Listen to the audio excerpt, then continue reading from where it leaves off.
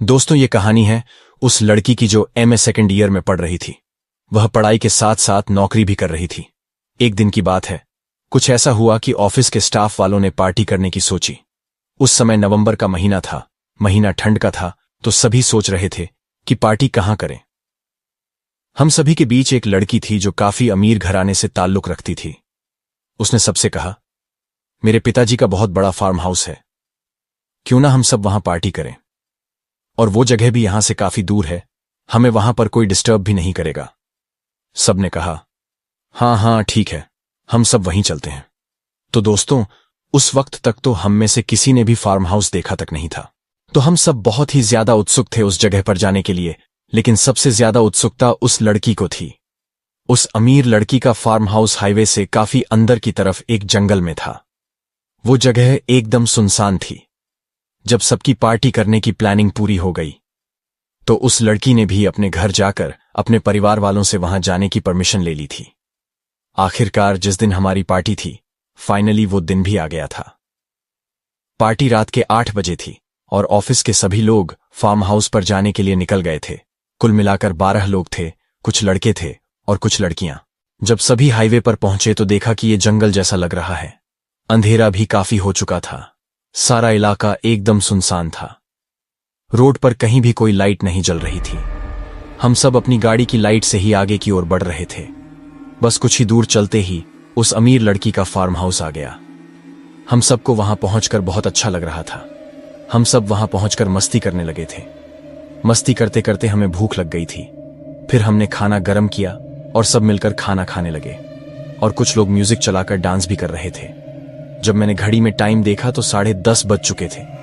मैंने सबसे कहा कि काफी समय हो गया है, चलो अब घर चलते हैं। तो सबने कहा, क्या यार, बहुत मजा आ रहा है, हम अभी और रुकेंगे, तुम जाना चाहती हो तो तुम चली जाओ।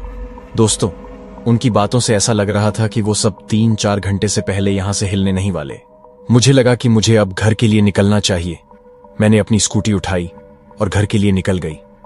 जब मैं स्कूटी लेकर निकली, मैंने देखा कि पहले से भी ज्यादा अंधेरा और बिल्कुल सुनसान सड़क थी, जैसे कि मैंने आपको पहले बताया था। तो दोस्तों, आगे बढ़ने से पहले जिसने भी चैनल को अभी तक सब्सक्राइब नहीं किया है, वो जरूर से सब्सक्राइब कर लें और घंटी को भी दबा दें, ताकि हर एक वीडियो की नोटिफिकेशन सबसे पहले मिल जाए।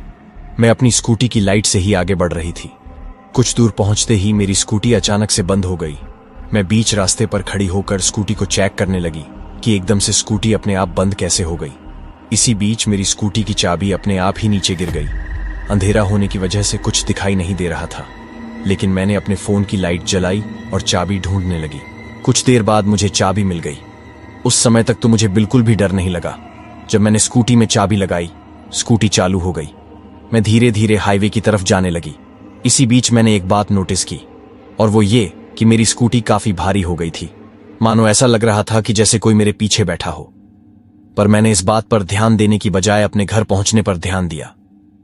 इसी चक्कर में मैं स्कूटी भी काफी तेज चला रही थी। मैं करीब आधे घंटे में अपने घर पहुंच गई थी। घर पहुंची तो देखा सभी लोग सो रहे थे। मैं चुपचाप अपने कमरे में गई, मुंह हाथ धोए। मेरी माँ और मेरा भाई दोनों बेड पर सो रहे थे। मैंने अपना बिस्तर जमीन पर लगा लिया और सोने के लिए लेट गई। कुछ देर तक तो मुझे नींद नहीं आई, लेकिन फिर 10-15 मिनट के बाद जब मैंने अपनी आंखें बंद की, मेरे कानों में किसी के सांस लेने की आवाजें आने लगी। मैंने तुरंत अपनी आंखें खोली और चारों तरफ देखने लगी। मुझे कुछ भी दिखाई नहीं दिया। मैंने अपनी आंखें दोबारा बंद की, पर फिर भी मुझे वैसा ही महसूस हो रहा था। ऐसा कम से कम 5 से 6 बार हुआ। मैं डर गई। मैं अपनी माँ को आवाज लगाने की सोच रही थी, पर मेरे हाथ पैर एकदम से जकड़ गए थे, मानो जोर से किसी ने मेरे हाथ पैरों को पकड़ा हुआ है। मैं अपनी जगह से हिल भी नहीं पा रही थी और ना ही मैं बोल पा रही थी। मैं सोचने लगी कि अब मैं क्या करूं। फिर मुझे समझ आया कि मुझे हनुमान चालीसा का पाठ करना चाहिए। मैंने हनुमान चालीसा का पाठ करना जैसे ही शुरू किया, मुझे ऐसा लगा जैसे कोई मेरे पास से तेजी से भागकर घर से बाहर निकला हो। इसके बाद सब कुछ नॉर्मल हो गया था। फिर मैं रात भर आराम से सो गई। अगले दिन सुबह मैंने अपनी को रात को हुई घटना के बारे में बताया। माँ ने सारी बातें सुन मंदिर से राख की छुटकी ले उसका टीका लगा दिया और मुझे समझाते हुए कहा कि आगे से कभी भी देर रात और सुनसान रास्ते से मत गुजरना। दोस्तों, इसी के साथ मेरी ये कहानी समाप्त होती है। तब तक के लिए सेफ रहे, सुरक्षित रहें।